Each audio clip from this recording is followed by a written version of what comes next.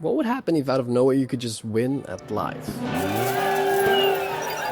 have the option to just stop existing and achieve what all those religions were talking about. Illumination, heaven, nirvana, Valhalla, you name it. You can just spin and you win. I recently joined a very serious game jam in which the theme was spin to win.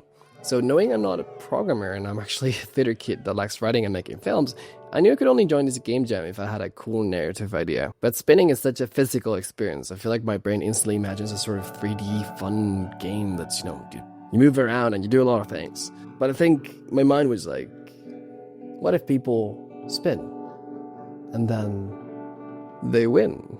No, but what if this happened to everyone? Like anyone at any point in their lives could just spin and make all the problems go away. Who would stay? Who would spin? And an idea was formed. You're in a small town that looks weird and charming and kind of creepy. Instantly see people who've spun. And I love that it just looks silly. But little by little, you start noticing the real implications of people spinning in this town. Some NPCs speculate as to how spinning would make you feel. Some have things to finish before they spin.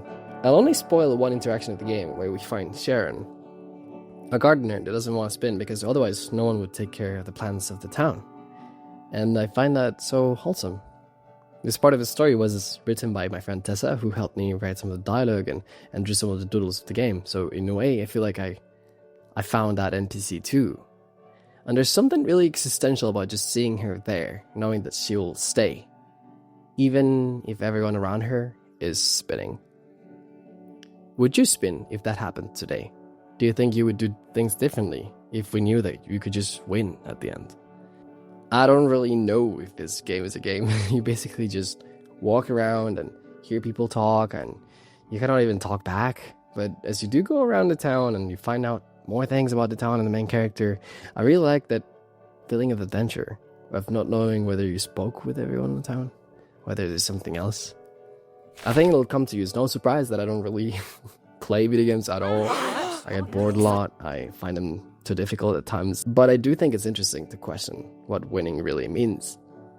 Because certainly pressing a button that you always could press doesn't feel like winning. And it can be frustrating not to know when you're supposed to stop playing, because you don't want to waste your time. But any idea I had to suggest as sort of progress just wasn't what I wanted.